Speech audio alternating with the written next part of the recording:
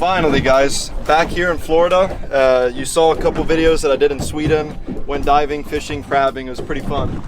This is my home. So this is my hometown way down there, Marco Island. And I'm thinking about making a video called My Hometown, showing all the stuff you can do. Today we're going spearfishing. We're in about 40-50 feet of water. Ran about 10 miles, me and my good friend Rob. And we've got our guns ready. We've got everything ready to go. One tip that I learned a couple of dives ago, use one of these neck gaiters. It kind of keeps the sun from hitting your neck and getting that terrible tan line. So we're gonna jump in, we're gonna see what's down there. I don't know what the visibility is doing, so we're about to find out. I think it was Jesus Christ that said, a day out spearfishing is a day not wasted. So let's get in the water. When you're free diving and spearfishing, I recommend getting fins that are closed, just like this. Some of those scuba diving fins just kind of secure on the heel. They're no good, not for this. Your feet are gonna get tired. It's gonna be killing you to swim. A pair of gloves, essential. Neoprene or a pair of even hardware type gloves. I'm gonna use these today. Let's see how it's like, guys.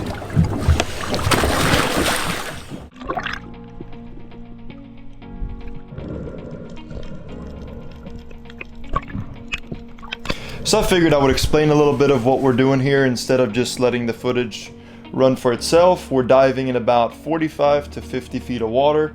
Here you see me going down on my first dive. Now the first dive, you're just kind of checking out the wreck. You're seeing what's down there. You're seeing how comfortable the fish are, how close they're getting to you. So I didn't shoot any fish on the first dive.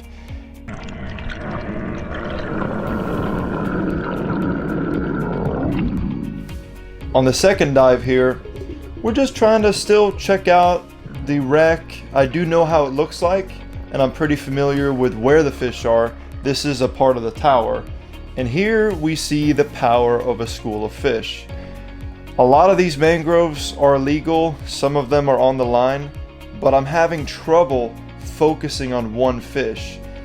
And you see here, I'm still trying to figure out which one is pretty sizable, and I end up not taking the shot because I don't want to make a bad shot. It's better just to go up. They'll still be down there if I go back down, no problem. I don't care if you're diving in 30 feet of water or 50 feet of water. You have to keep an eye out for each other. Every time we dive down, I tend to look at Robert. Robert tends to look at me. We don't want to be underwater at the same time. You have a spotter and you have a diver. That's how it works. Don't get it fooled. Even though it looks not that challenging, this is dangerous stuff. You see Robert getting a nice mangrove, about a 12 incher right there. Going down once again here. Kind of looking around, seeing what's down here.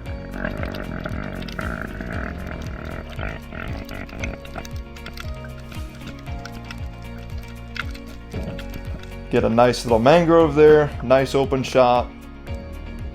Kind of stuck it in the gill plate, so it wasn't that great of a shot, but ended up not coming out.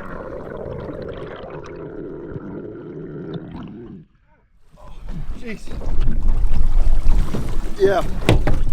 That whoa, almost fell over. That's not a very clear water wreck today. But it is what it is. We're just taking a breather. You get so out of breath when you're doing this that every once in a while you have to get out, regain your composure, and then hopefully when we get back in we'll shoot something larger. But who can complain about this? Beautiful conditions, calm, summertime, plenty of fish. We just got to get some bigger ones. We'll catch you guys in a minute. We need to have a sub. Pop subs. Yeah, there's copyright, so you gotta be careful. You can play 10 seconds of it, right? Alright, 10 seconds of Post Malone, right? Cut! I said Post Malone. This is not Post Malone.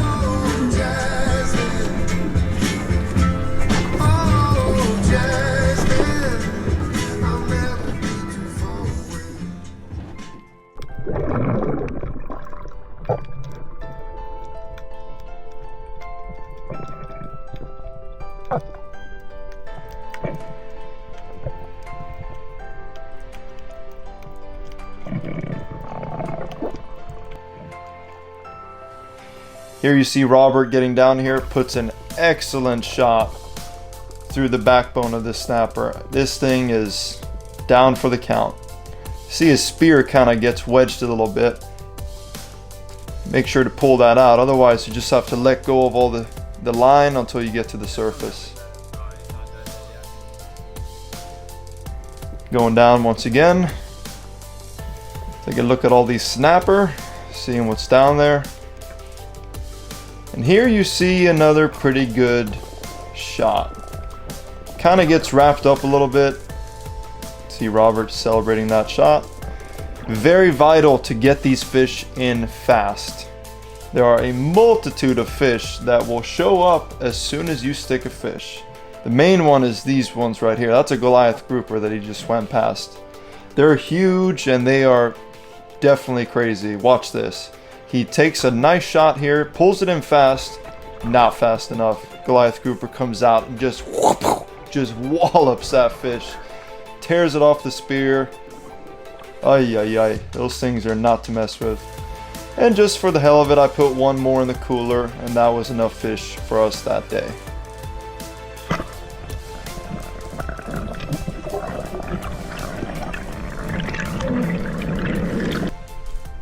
Stud of a mangy right there. We got a storm cloud kind of forming there, so I'm ready to go back home, but this guy, he's excitedly just swimming. It's called desperation. It's called desperation. I can agree with him for the first time ever. So that was tough. The clarity was about 6-7 feet when we first showed up, and now it's turned down to 2-3 feet. I mean, this is some of the worst clarity I've ever been in. But if you take a day like today, you know, where it's not good clarity, you know, it's like a lot of people would stay in, maybe they wouldn't come out here and do this, but we're doing the best with what we can. And despite all of that, we're still able to catch a couple fish. Definitely got enough for dinner. You know, we're not trying to fill the cooler today, we're just trying to get a couple fish. I came out here expecting to shoot a Cubera or a lesser AJ or maybe even a red grouper, and we ended up spearing a couple mangroves. I mean, yeah, didn't turn out the way we thought, but we sure as hell still had a really good time. We'll start to head back in, and we'll show you guys just something easy we can do with these fish when we get back to the dock. So let's go do it. All right guys, so this is that larger mangrove, whole fish. I'm gonna show you guys how to do this. What you need is you need a good knife and you need a fork. Now a fork is what I think the easiest way to get the scales off of this thing. What you're gonna do is you're gonna rub against the scales like this. And it's a good thing to do this outside because these scales will get everywhere. They'll get on your kitchen, they'll get on your floor.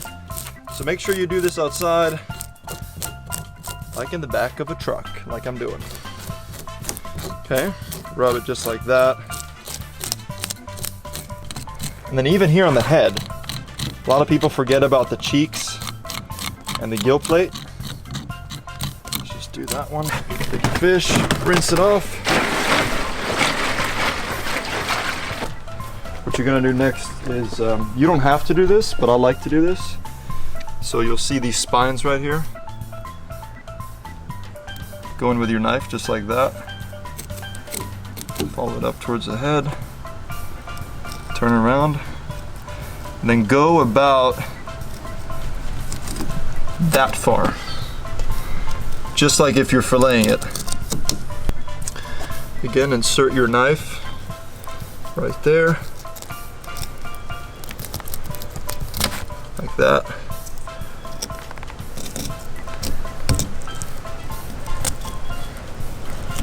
I'm really taking my time here because, you know, you want to do a good job here. Now, what you can do is you can take your fork, push in like that, and then you can rip out the spines and part of that. So next, what we're gonna do is do the same thing, but down here. And comes out just like that. Make sure you don't leave any of these around. That can kind of stink up the party. All right, so next up, we're gonna gut the fish real quick.